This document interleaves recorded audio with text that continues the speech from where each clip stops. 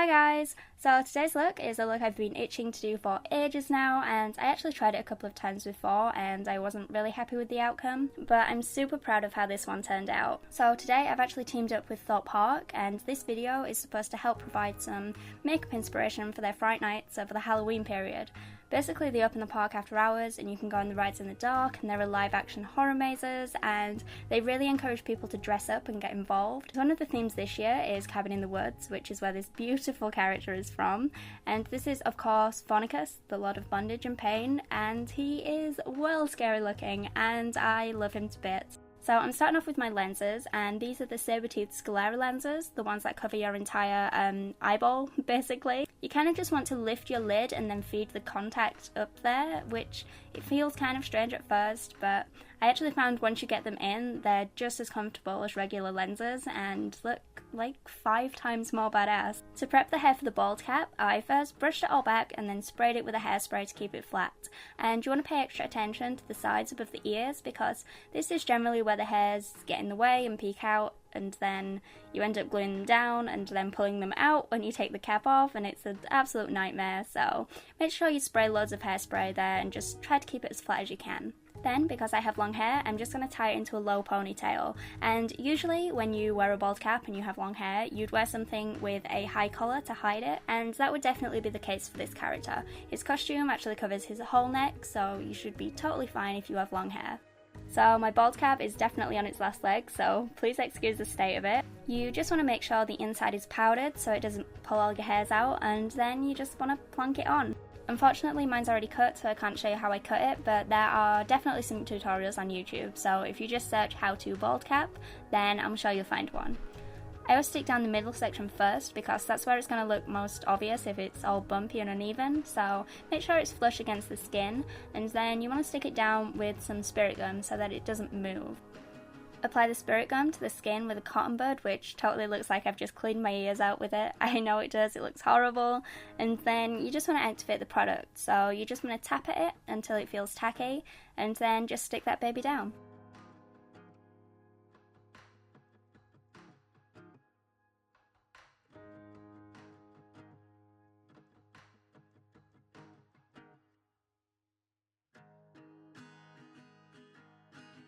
Next, you want to flatten down your eyebrows because we're going to cover them up.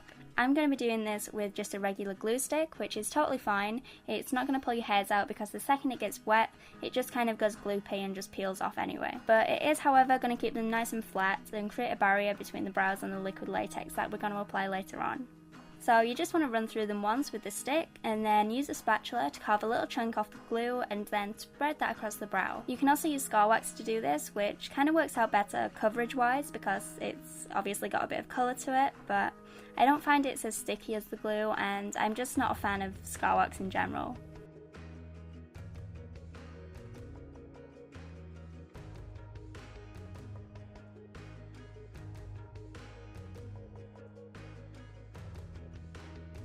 Once that's dried, you want to take some liquid latex, and I just like to squeeze a little bit out onto a plate so I can get to it easily, and then you just want to go over the brows. Create a nice thin layer so it dries quickly, and then you want to go ahead and go around the edges of the bald cap too so that it blends in better with the skin. It's never going to look absolutely perfect. Bald caps are actually really difficult to make look natural, especially when they're just the standard ones you buy online, because the edges are quite a lot thicker than the ones you can make by yourself. But if you've made sure that it's flush with the skin and you go over the edges, it shouldn't be too obvious. So you want to let it dry and then add another layer, and then let it dry and add another layer, and so on. And I did this about 7 or 8 times. Next, I'm taking this greeny blue concealer to cancel out my brows. Green and blue concealers tend to work better on lighter brows because they cancel out the red in the browns, but for darker brows with kind of blue-black tones in them, you might want to go for something with kind of a peachy tint or a pink. Then you just want to set the concealer in place, and then we can move on to the foundation. You want to set this with a flesh coloured powder and not a translucent one like I did, because as you'll see later, the green actually still shows through the foundation, especially in the pictures, which is kind of annoying, but at least I know where I went wrong, which is why I thought I'd upload this anyway, even though it's not exactly perfect, because at least I can talk you through my mistakes and then you don't have to make them. In some scenes he looks super pale, and in others he just looks normal, average pale, so I decided to go with just the lightest foundation shade I had. When I tried to film these looks before, I went really pale with the skin, and I didn't really end up liking it because it just looked very unnatural and unbelievable. And I think the creepiest thing about how this one turned out was how much I still looked human and like myself, but so scary at the same time. So definitely go for a realistic looking pale skin instead of an unrealistic ghost white.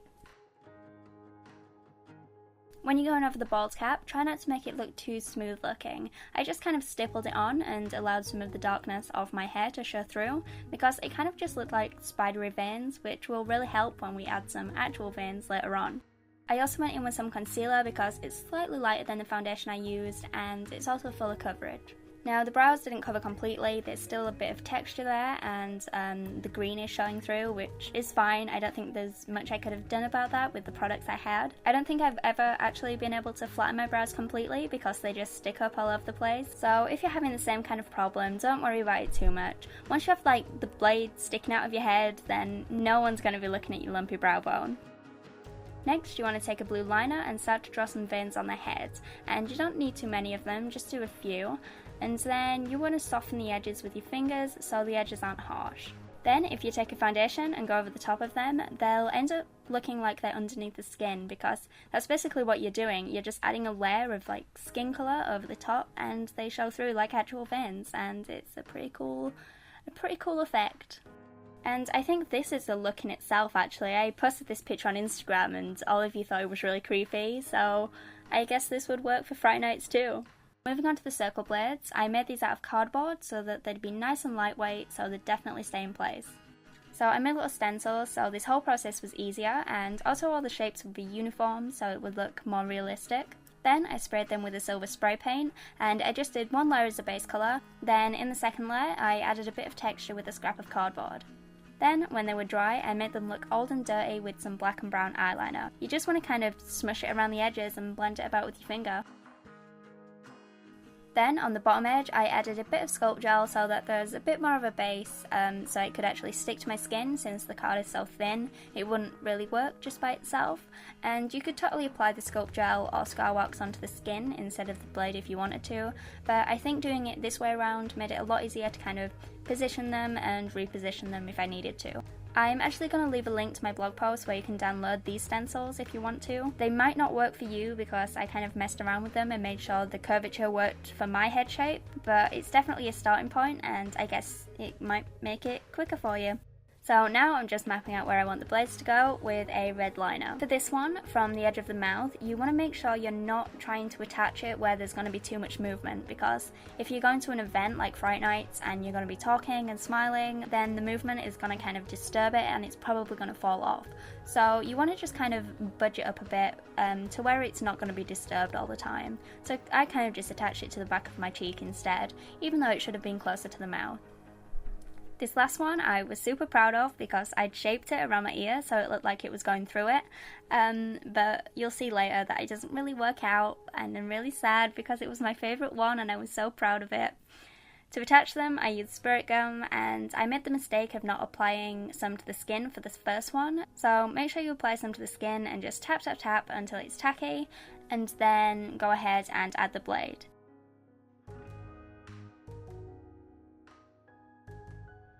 I also added a tiny little bit of lash glue underneath, so they kind of have a little bit of a shelf to sit on as well.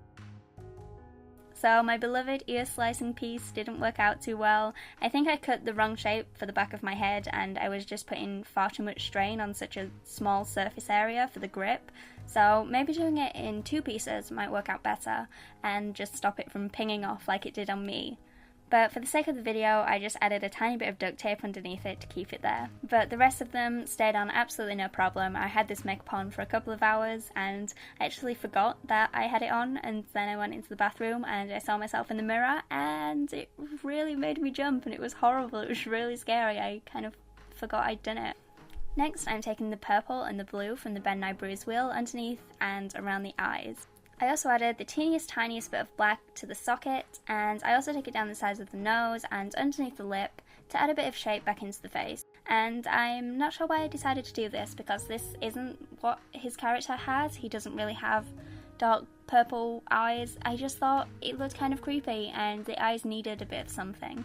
Next, I'm taking the dark red from the Bruise Wheel and I'm adding this around the blades. And if you don't have a Bruise Wheel, then a red lipstick will do exactly the same thing.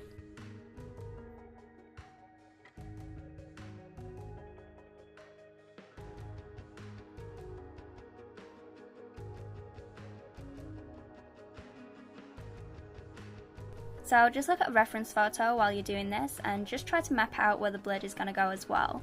If fake blood has a dark base underneath it, it generally looks a lot more realistic because it looks darker instead of that super bright red that a lot of fake bloods tend to be.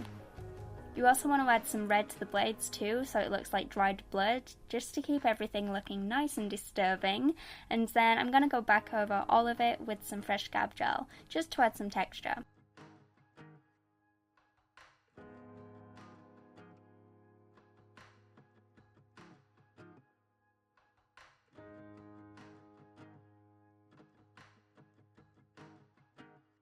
Then I finished it off by adding some blood drips, and there's definitely a lot more blood in my look than the actual character's look, but come on now, it's a Halloween video, I can't not have my blood, this is what I live for, but then that's it.